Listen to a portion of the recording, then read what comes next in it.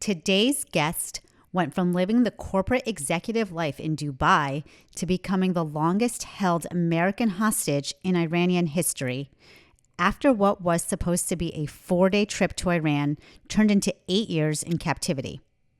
In this episode, we break down the mental frameworks, negotiation tactics, and routines he used to survive solitary confinement, relentless interrogations, and unimaginable pressure without losing his identity or integrity. We also get into the first of its kind CNN interview he conducted from inside an Iranian prison cell that helped bring global attention to his case, along with the New York Times coverage that helped shine a light on what he was enduring. Now he uses those hard-earned lessons to help business leaders, corporations, and military officials navigate uncertainty and make better decisions under pressure.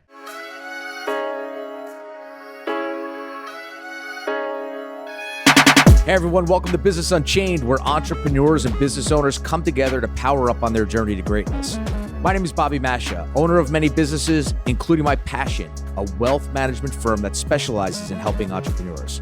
My life totally changed when I made a conscious decision to design my businesses to run themselves, not me and my time.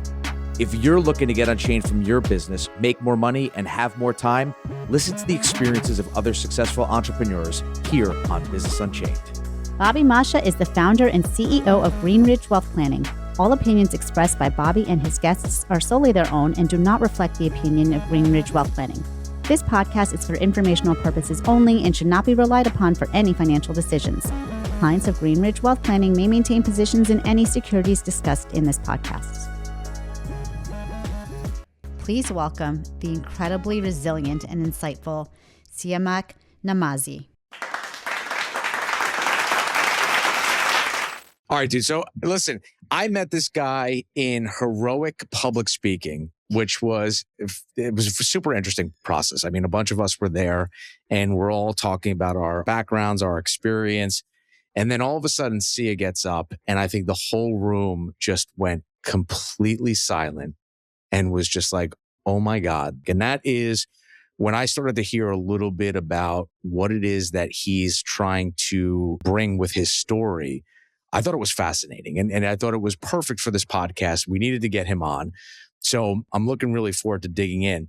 Why don't we start with, you're now talking to corporations and you've got a really compelling message that comes out of an experience that you unfortunately, well, I say unfortunately, but life tends to throw you curveballs and sometimes it happens for a reason. And that all depends on the mindset of the person that it happens to. So why don't you get into a little bit of what it is that you're doing with corporations and then how did you come up with it? Okay. Well, right now I'm trying to convey lessons about how to manage times of great uncertainty and how to make decisions when the world shifts from under your feet. So that's really my core mission, so to speak, is the transfer of that knowledge. And how that came about is a bit odd. I mean, I'm an MBA. I went to the London Business School. I was also a consultant for years and years and years, longer than I care to admit how old I am. I was living the life as the head of strategy of a small Emirati oil company living in Dubai. And I take what was supposed to be a 4-day visit to Iran. I'm Iranian American, and I used to go there all the time. This is back in 2015. So when the nuclear deal was happening and everything was good, not the scene it is today. And I mean, you probably heard about Persian hospitality. You go to a Persian household, when you want to leave, they say, where are you going? You just got here. In my case, my 4-day trip turned into attend a family funeral. Turned into an 8-year journey. Unfortunately, I was taken hostage. And well, here's the good news. I always wanted a world record. I got one, and I learned God has a sense of humor because the one I have is the longest held American hostage in Iran. So, Taken hostage, like that's crazy. What, if you could just, were you leaving the country at that moment? Were you sitting in, what was the environment like? I mean, that just What's is the crazy. protocol of taking okay, well, state hostage taking is a bit different than getting nabbed by Al Qaeda or ISIS or something. So there was no bag over the head. It wasn't like thrown into a dark van. It was something a little different. As they say in Thailand, same, but different. I was leaving the airport. I'd gone over a long holiday in the Emirates. It was the end of the Muslim fasting month. So I had 4 days off anyway. And on my way back, some guy tapped me on the shoulder, said, "Are you Siamak Namazi?" Yeah. He said, "Come with me." And I said, "No. Who are you?" And he said, "I'm part of the intelligence forces. You have to come with me." And I said, "Sir, I'm going to do no such thing. You're going to have to show me ID." Now, I did that because I'd heard that people can get disappeared straight from the airport. And I realized that no intelligence officer in the Islamic Republic of Iran is going to show me ID. It's just not going to happen. I told him, "Look, you have a choice. You can make a scene, or where am I going to go? I'm in the airport. Go grab a couple of uniformed guys. If they confirm your identity, I will follow you." And I used that time to text my brother and say they're taking me. But as it happened, he gave me a copy of the screenshot of that text when I got back. And what happened was they took my passport. They started interrogating me. They took me to the parking lot at, one of the lower levels where there was no one else, stuffed me in a car for a couple of hours, and then said, "We will be in touch." I didn't understand how. They took everything I had. But they did. They called me in my parents' place. They interrogated me about 3 months off-site illegally, and they'd taken all my emails, my passwords, etc. And after 3 months, one of the times that I went to this off-site place, they came in with a camera crew and with a lot of, if anyone's interested, they can dig up the scene. They have me, spread out in an office, and they arrested me, and they then drove me out to the notorious Evin prison, blindfolded. So there goes that part. A terrible situation. This is nightmare situation. It's a nightmare situation. Look, now there's a few things here. One, as I said, I was being interrogated 3 months off site. They clearly I had a tail, and it's a third world country. They try to act very, like they know everything and they're the intelligence forces, etc. But they're sloppy. I'd gone out with a friend and I was dropping her off. It was summer, so the window of the car was down. And it was about midnight. There was a guy on a motorcycle. It was a DHL delivery. Mm-hmm. It's a German company. And so I told her to duck back. And I said, "Sir." I said, "What?" I said, "If you're going to tag me, could you please not insult my intelligence?" It's like, "What are you talking about?" I said, "Well, you're on a DHL bike." And he said, "So?" I said, "Well, DHL has been sanctioned out of Iran for a decade now. So clearly you don't work for DHL. You're way too close to my car." And he's like, I said, "Well, there's another problem. Even if it did work, even if it wasn't sanctioned, people don't deliver mail at midnight, buddy.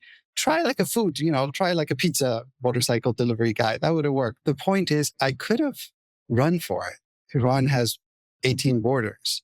Yeah. But generally speaking, as I said, this was the time where the nuclear deal was happening. Everything looked like we're going to have an American embassy soon in Iran. It was a very different time. The consensus of everyone that I spoke to was they're just trying to data download and see what my relations with Iranian opposition groups outside were, and there weren't any. So I didn't worry about it. But in the interrogations, they're bizarre. It's very scary. You enter this building where I was taken by the Revolutionary Guards. Now, the Revolutionary Guards intelligence, it's like the worst spot you can be in. And you enter, you wonder what the hell they want from you.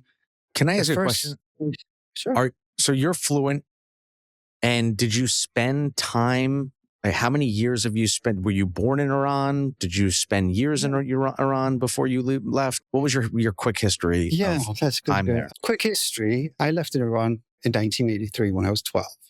Okay. My parents are both technocrats. They were both highly educated, more educated than anyone else in their families.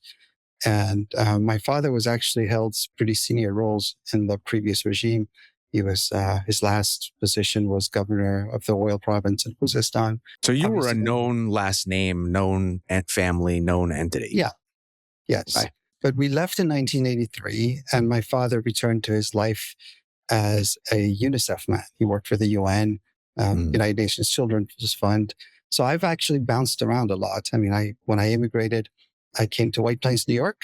That's where I went to middle school and high school, and kind of it's my American home. And then I got transferred. I lived in Somalia, Kenya, later Egypt. So I've bounced around a lot. Okay. And I've gone back to Iran a couple of times when the reformist government came in.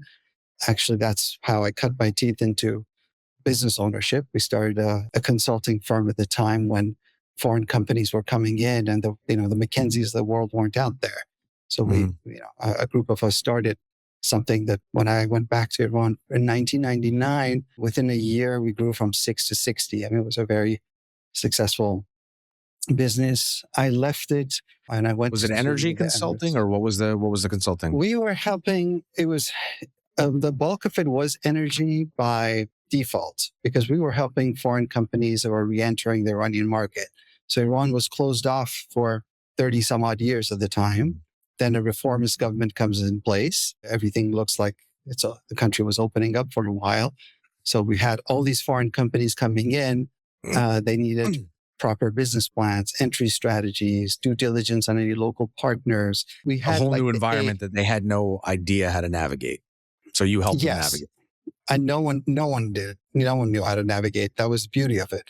But to answer your original question, I have 6 grades of formal Persian education. So I speak. At this point, after 8 years of prison, I've written 3 defenses to Iran's Supreme Court. I'm a little stubborn, and I would sit there and I would learn because the lawyers weren't representing me the way I wanted. I didn't blame them. There were so many human rights lawyers in cells next to mine. I understood that they weren't listening to what I asked for. So I figured I have time. I'm just going to learn how to do this. Amazing. And I did. But initially in the interrogations, sometimes it was funny because I would misread things, not fully understand stuff. I remember once, this Revolutionary Guards, I had 3 interrogators, which were, none of them were pleasant, but one of them was really, even within their scale, an unpleasant guy. And he kept threatening me. I can't translate this stuff. He kept threatening me with something. And, right after an hour, I said, I really do understand you're threatening me, but I have absolutely no idea what you're saying. So could you please explain what this means? And then I'll understand what the threat is and digest it a little more. I was teasing them and making fun of them. Yeah, unfortunately, I have this thing of being a bit of a wise ass, and in interrogations, it landed me in trouble once in a while. But oh my made it God! More you're goading your interrogators. This is next level. I don't. How did that pan out? Sometimes not so good. Yeah, sometimes not so good. Sometimes good. I mean, if you have a really tense situation, I wasn't always goading them just to piss them off. Injecting humor into a tense situation makes it ridiculous and changes the atmosphere. So this is crazy. I've heard this story and I've listened to you in your speech, and it still doesn't resonate as being real. I can't believe that this has happened to you. If you were to synthesize the 8 years that you spent captured in prison, interrogated, what do you think are the things that reshaped you? What are the key moments that you can kind of think back to that's kind of helped reshape you? Because I know that you have these elements within your speech that you bring out as part of the how to work in the tense environments and change some things. And I'd love to kind of dig a little deeper into that. Sure. There are a lot of lessons. And actually, the more difficult part, look, when I got back, I kept thinking about how do I rebuild my life? How do I put things back together? It's not, if you're disappeared in any way for 8 years and thrown in a dungeon, when you get out, people don't look at the fact that you went to a top 10 MBA school or, your whatever accolades you had. They kind of look at you and wonder, has he lost his marbles being in a dungeon that long? So you're not going to be given an opportunity. We don't have a program where, hostages come back and someone takes care of you. If you're a journalist from a big newspaper, that big newspaper takes care of you. If you don't have institutional backing when you're out of luck. Well, and you had some problems even with just getting out the U.S. government. So never mind having your back when you get out. Like you had some issues also just getting out. Right. So If you look, you will see that we have American citizens, held hostage or being a captive, let's say in China for 12, 13, 14 years. Those are ordinary citizens. They don't have a lobby. What happens? Look, all American presidents want to get our detainees out from foreign dungeons. But to do that, they have to cut a deal with some tyrant, some autocrat. And that means their opponents are going to attack them. Why did you pay off so-and-so? Why do states take hostages? A place like Iran has monies blocked around the world. They either want that unblocked. They have some terrorist or thug or sanctions buster in prison after having faced proper trial. They want them out. So it's one of these things. Now imagine if we do that. They get skewered. Any administration does. We don't negotiate with terrorists is the famous line, but we do. Behind the scenes. Let me tell you, well, it's kind of a word too, but it depends who you are. So we definitely have an invidious distinction among citizens, right? I'll tell you, when I was taken, there was a famous case. There was a prisoner at that time. There was actually, alongside the nuclear deal that was being finalized, there was also a hostage deal that was being finalized. So 3 months after I was taken, the Obama administration struck a deal with Iran that freed every single known American hostage, every single one, except for me. They delivered $1.7 billion in cash ballots. Literally put on planes, brought it in, took everyone out. The Iranians insisted, well, we won't give them up. And I didn't have anyone backing me. I said, okay, fine. That's really the reality that happens. We were promised at that time, my family was promised by then Secretary of State Kerry that I will also be out in 3 weeks. The only thing that happened about 5-6 weeks after that deal was the Iranians also lured my father, at that time he was around 80 years old, back and threw him in a solitary cell next to mine. I wasn't allowed any contact with them for a year. They were weaponizing his health against me, trying to get a false confession out of me. So, it's a pretty ugly game, and getting thrown into that is not where you want to be. When I was being interrogated off-site, it was very intimidating. So, okay, there's some sort of misunderstanding. You have a wrong image of me. And this is an opportunity. We're going to speak. You're going to get to know who I am. We're going to, shake hands, and this is going to end. Mm-hmm. So I tried to keep my calm as much as I could through that. And as I said, that wasn't it. What I was missing was that Iran actually had reverted back to, now I learned this years later. Basically, it was a hostage strategy that they employed during the Reagan administration, which was in the 80s. Let's start, right? In 1979, we have the hostage crisis where they raid the American embassy and take the American diplomats. It's just for 444 days. That's a famous case most of your listeners would be aware of. After that, during the early Reagan administration, the Iranians used their proxies, Hezbollah in Lebanon, to nab American professors teaching at the American University in Beirut. Mm-hmm. And then they struck a deal. They had 10. They struck a deal with Reagan. They essentially traded arms for hostages. Mm-hmm. And as soon as they put the 10 on the plane, they went and took another 10. So they're like, in business terms, they created a perpetuity. Yeah. Now that stopped until me, but it had nothing to do with anything that I'd done, hadn't done. When they take you, eventually they throw you in a cell. As you do this, if you could just maybe highlight the places in which your former experience kind of helped and carved the way that you addressed it, and also what you didn't know and you learned and became something that was a little more influential in how you lived your life or how you dealt with people, that would be an awesome evolutionary curve to follow. Okay. So let me tell you how it starts. Obviously, they put a piece of paper in front of me that time. It says, I understand that as they're arresting me, they're raiding my parents' place and searching it, which broke my heart, thinking, these old people are all these Revolutionary Guards around their house taking everything. They put me in a car and they blindfold me and they start driving. I have a pretty good idea. I mean, there's one notorious prison. That's usually where people are taken. As he puts on the blindfold, I'm in the back seat. I guess I didn't realize that I'm smirking. And he's like, "What are you laughing at?" And I couldn't explain. I was arrested 2 days before my birthday. And exactly a year earlier, my then girlfriend had come after me, said, "Come downstairs," was out of the car, handed me a blindfold, said, "Put this on and get in the back seat."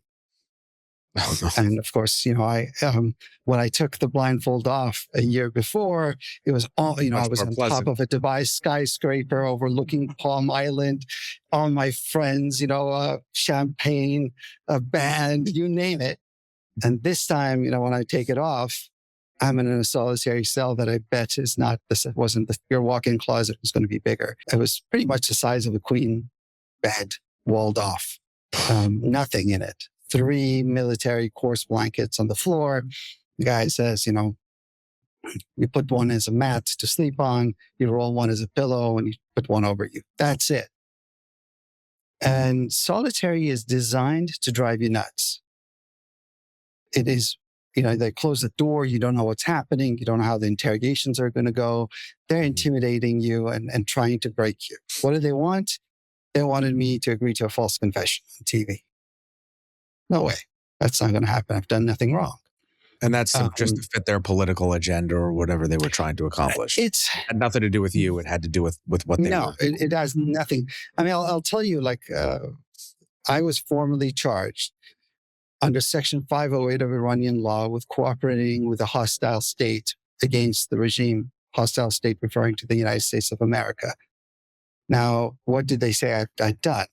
Attending a TEDx talk in Tehran, not speaking at, not organizing, perfectly legal events. It's kind of like going to a cinema, sitting in the movie theater, and then 4 or 5 years later, someone saying, well, it wasn't illegal. It was, and they play TEDx, actually, TED Talks on Iranian state TV every Wednesday. So it was not illegal by any stretch. They accused me of fantastical crimes like hacking the SMS system of the country in the year 2000. And my defense that SMS didn't come to Iran until 2003 was not accepted. So people ask me, do they know you're innocent? No, they thought I had really hacked SMS before it was created. Of course they know you're innocent. You are just a pawn. But in solitary, thrown on the floor while they're having you drive yourself crazy, you're getting interrogated. It's a two-way process. I also learned things from them. I learned their organization structure and their incentive system. So the interrogator gets a promotion and financial bonus based on the higher sentence he can give you. So if he gets you to confess, the judge would have used that as he confessed that he's a spy and used it for a death sentence. I started immediately thinking, okay, what do I need to do? Let me work this the other way. I need to make good decisions. Now, how do you do that? I'm in a room. I have no information. The guy outside has perfect information. I'm incommunicado. I have zero power, right? He has all the power. He can torture me. He can keep me in solitary, or he can free me. So the first thing was understanding that if the way my mind is spinning, if I don't learn to control it, I'm going to lose this game very quickly. At some point, I was a political risk consultant. I said, what would I do for my clients? And then it occurred to me, wait a minute. Why don't you hire yourself? Why don't you treat yourself as a client? Mm-hmm.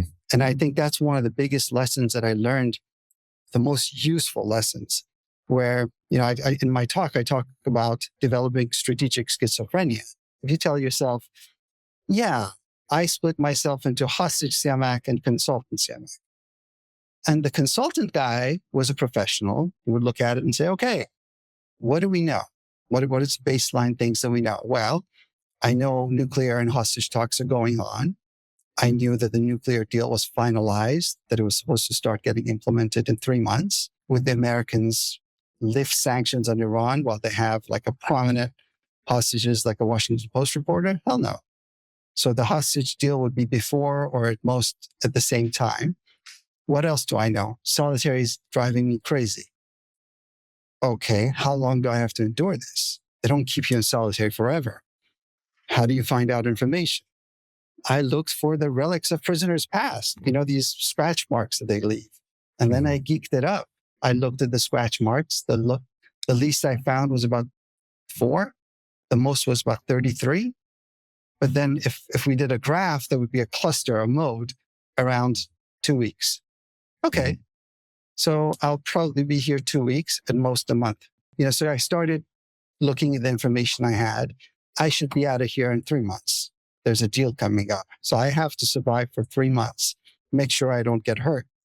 There's no permanent damage to anything that they do, and keep my integrity. No, it's because you're not breaking out. No, you're not breaking out, but so strategic objective is you got to be more than just, I got to get out of here. He's saying, sign this, sign here, initial there, go on national TV saying that I was a spy. I'm sorry, Supreme Leader, please forgive me.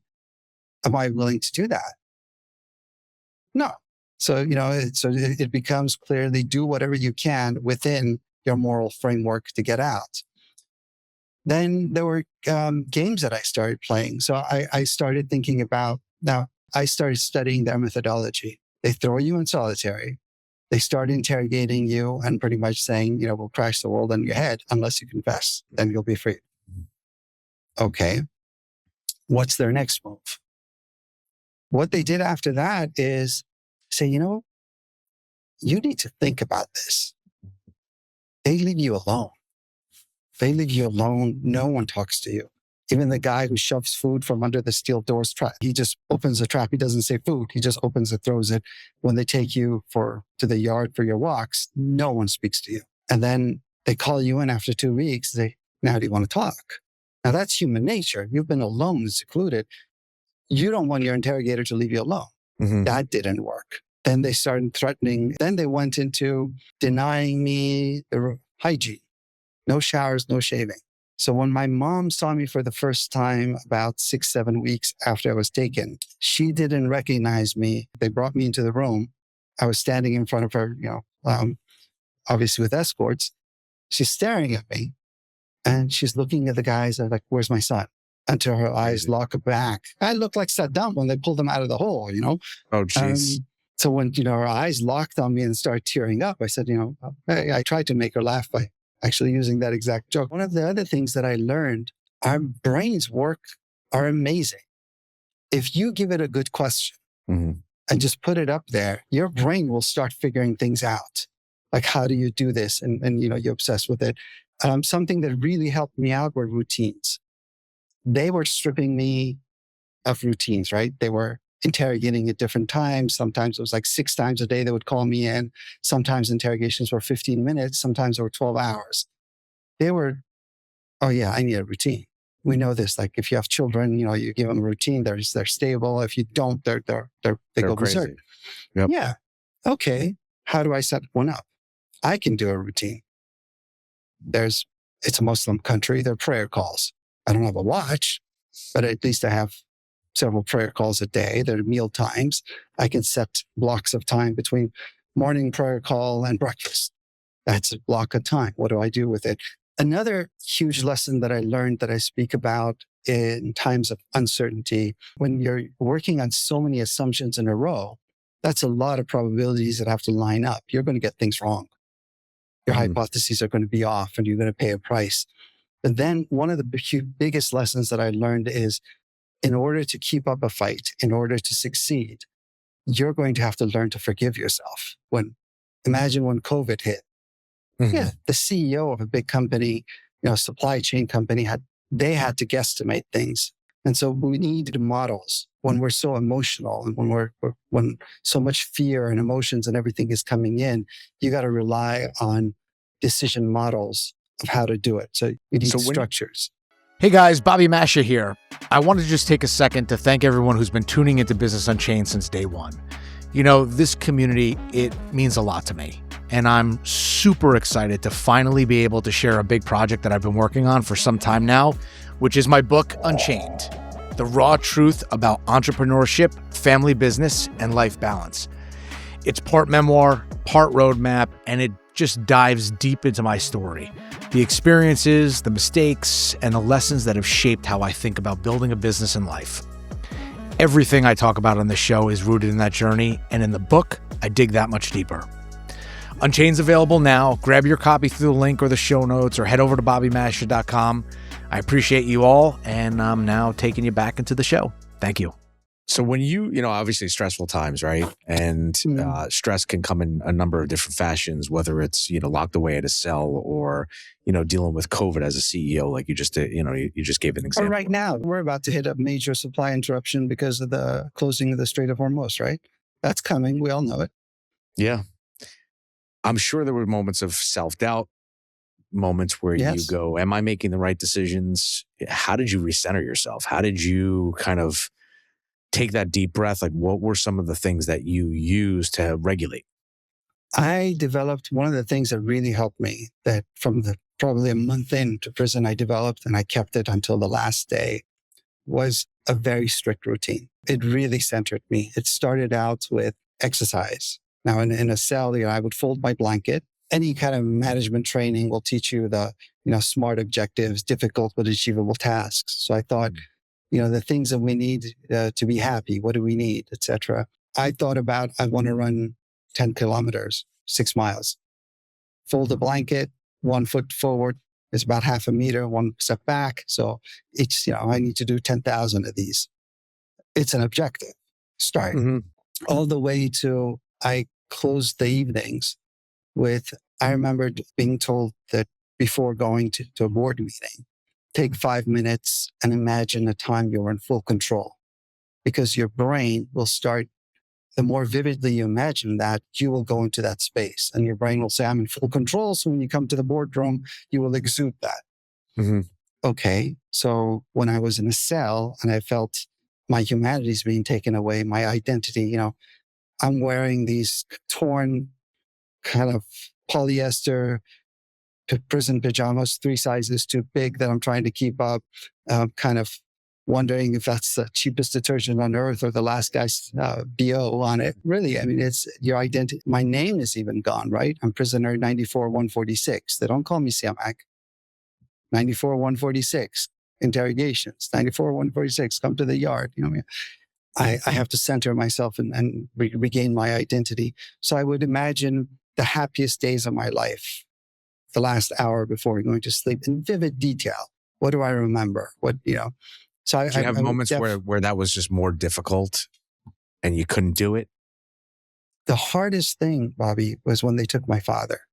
I would say that was the nadir, when you have to imagine, like, they're threatening that they're going to arrest my father. He was in Dubai at the time. They told my father they'll finally allow him to see me, and he came back to see me, and they threw him in a cell next to mine. And then they started saying, if you had agreed to a confession, he wouldn't be there. Now imagine, we're talking about like a 80-year-old guy with heart problems tossed in a cell. I mean, I'm telling you, sleeping on the hard floor is not easy, especially when you're not used to it.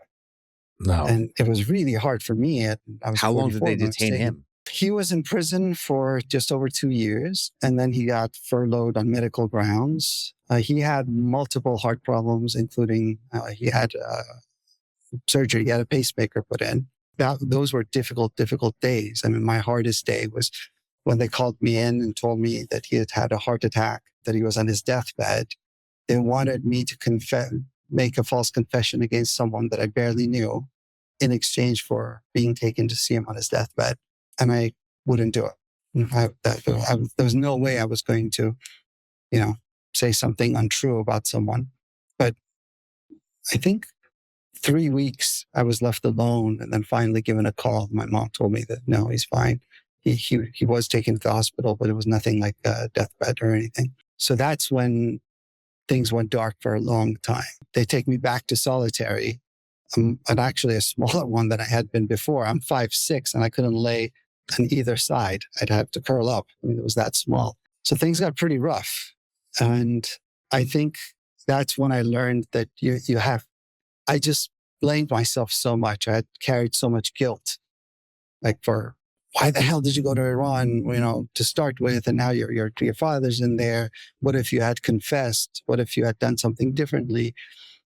And eventually self-doubt it eats away at you. it eats away at you. Sit there and say, well, yeah, I got to do something about this. I'm sitting here eating away at myself. And am I freeing my father? No. Am I improving anything for myself? No. How do I get out of this? And then, bit by bit. But I think it took me a long time to learn how to forgive myself. Nightmares come and all sorts of stuff. But eventually I did. And it changed things around. Just accepting. Do you remember the moment that you actually came to terms and forgave yourself, and the moment where it took a while. You feel like prison, the way you're taken there has two stages. At first, they take you to a detention center where you're locked in one room, either alone and solitary, or with others. Mm-hmm. I spent 27 months in a detention center like that, 8 months of which I was in solitary. Eventually, I was taken to prison proper. And prison proper, then all of a sudden feels like they took you to the Ritz-Carlton, right? You're now locked in a building, not in a room. There's a commissary. You can buy an egg and go to like some kitchen and fry it up and say, oh my God, heaven, I can fry an egg. I mean, you laugh, but they're pay phones. Yes, you stand in line and you make a call. It's not like your interrogator says, screw you, I'm not going to. These are like the bare necessities, not even, and it feels like it feels like heaven. You have access to other, and the most important thing was having access to other prisoners. What helped me a lot was I had developed strategic objectives, as I told you. The first one was do whatever you can within your moral framework to get out of here. The second one was minimize the damage to your family. Now you can see how I felt when they arrested my father. I'm like, oh, shit. I said I'm a strategist. I never said I'm a good one. I failed. Get out of here as fast as you can. Longest held American hostage in history, doubling the previous record. Minimize damage, don't make it a family. You're in a family business, man. I went in a family business too, Bobby. It's just different. I was sitting there in solitary saying, it's kind of lonely. I could use Dad's company. Jesus. The third one, when I was in that small room that I told you that I wasn't even able to lay down, I decided to live the best life that I could, regardless of the circumstances. Did you think at that point you were making it out of there? Was there any point? I firmly believed that I'd get out. There are points that there's so much pressure on you that I think you contemplate suicide. And your minds are brilliant. I mean, human minds. I got to tell you, we're all so much smarter and so much more creative than we think, including if we want to put that creativity into destructive modes. Did you ever feel like they were going to kill you? I got physically abused, unfortunately, but I didn't think they're meant to hurt me. I knew that they wanted to scare the hell out of me, but I also knew that there were hostages and prisoners in the past that ended up dead. Why? Because, as I said, they're not good at what they do. That includes their thugs. So I had this guy, look, I'm blindfolded. Suddenly some guy with charges in the room grabbed me and tossed me around.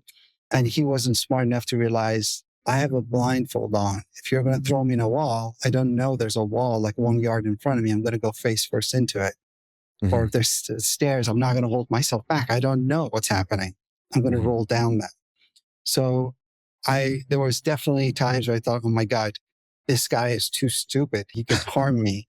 But seriously, once he tossed me in, there was a metal railing to the staircase, and it hit right above my eye. And I was, oh my God, 1 inch down and I will lost an eye. He didn't mean to do that. He just wanted to scare the crap out of me. But as I said, it's not like he gives a lot of thought to his job. So there was that scare. Whenever the violence got a lot, I would start thinking, I got to find a way to bring the thermostat down. I got to kind of compromise some of my values. And that really, really was difficult to do. So a lot of the conversations that you have in your speech has to do with corporate America and how to translate that into, decisions under stress. Now that decisions at times of high uncertainty, I used actual decision models that I'd learned. And then I started learning okay, these ones are pressure tested. They work very well under the circumstances. And what I'm using, the stories, I use them to make the lesson memorable, right? To stick. But I don't want to come out and speak like, here's a survivor story, or here's like a typical hostage story. I'm a strategist, and I want to come out and say, hey, I happened to go through this experience, and these are some of the tools that I use that really helped me out. And I think they will help you out throughout your business and your life as well. So now you live down in DC. Are you active politically or lobbying or working to remedy some of the instances that you found yourself unfortunately dealing with? Absolutely. I mean, I think there are so many people. I mentioned some critical remarks about our government, but I got to tell you, there were so many people within even the administrations that left me behind. And I always tease that among my achievements in prison was I managed to bridge the political divide in this town, because both the Democrats and Republicans agreed that it's okay to free others and leave me in the lurch. I was left behind by the Trump administration as well. But so I think that there were so many people who lobbied, as you say, for me, or advocated for my release, that I feel that I owe the people who are currently in there the same. And it's not just that I owe them, I feel for them. So when we talk about some hostage in an Iranian dungeon or in another dungeon, a foreign dungeon, I could feel for them. I mean, there's no better way to pay it forward. I want to emphasize this, by the way, because I've told all these stories about the worst of humanity. I'm also blessed that I've seen the best of humanity. I've seen so many acts of greatness in these 8 years that it amazes me each time. But anyway, I called Jared with this crazy idea of doing an NPR interview so I can get heard. And he kind of says, yeah, that's a good idea, but it won't be enough. And I'm thinking, like, doing an NPR interview from a cell in Iran, never been done. And he pretty much says, that reporter friend you have in London? I'm like, oh, crap. He was talking about Cristiano Ampur. He wants me to get on CNN. From a cell in Iran, I'd already knew 7 years at that point, 7.5 at this point. I knew they use voice to text technology. They're not monitoring the prison phone live. There's too many prisoners. They can't do it. Yeah. So the chances of that random check that hour, pretty low. Anyway, talking about frameworks, how do you assess the risk benefit of a move that has never been made? So I used you don't. I used a different framework. I used the model of a business case study, a Harvard Business School case study called Carter Racing, which is a challenger story. Basically, you start thinking about decisions about, can I survive the worst case scenario? You don't think about probabilities. Can I survive the worst case scenario? So I get on. Long story short, I do this, never done before or after in history. I get on with Cristiano Ampur, and it was supposed to be a 7-minute interview. She gets so moved by it. It turns out to be a 20-minute interview, which she calls the most bravest, most compelling interview she's ever done. It just blows up. Obviously, I end up getting heard by the president. We know this for a fact. About 6 months later, we were finally freed. I don't want to say that the interview freed us. The interview, I think, expedited these talks that were kind of stalling. I love it, man. I love it for all the right reasons of you having not only the intelligence, but also the mindset to be able to come out of a situation like that and really share with the world what it is that you've experienced and you've learned to help benefit them in times that aren't relative to necessarily being captured, but relative to high stress events and getting out there and turning something that was so traumatic into something that is helping to change the way people see things. So if you're looking for you, where do we find you? Social media? It's pretty easy to find me. Yeah. I mean, Google me up, you're going to find me, but it's very easy to find me on LinkedIn. That's probably the easiest way to get in touch with me. All right, man. Well, listen, I appreciate you sharing your story, being open. Thank you for coming on. And if you're looking for Sia, we'll have all the information in the show notes. Thank you very much, and we'll see you soon. All right. Thank you for having me, Bobby. Take care. Bye-bye. Hey, guys. Bobby Mascia here. If you've been listening to Business Unchained, you know we're creating conversations that matter. Real stories and strategies to help business owners and entrepreneurs win. We've been putting a lot of work into these episodes in our online community, bringing you content that can actually move the needle for your business. And we're everywhere. Instagram, LinkedIn, Spotify, Apple Podcasts, Amazon, TikTok, you name it, we're there. So look, if you're getting value from what we're doing, please follow, subscribe, and drop a quick comment or like. It really helps us grow this thing. Just search Business Unchained and you'll find us everywhere.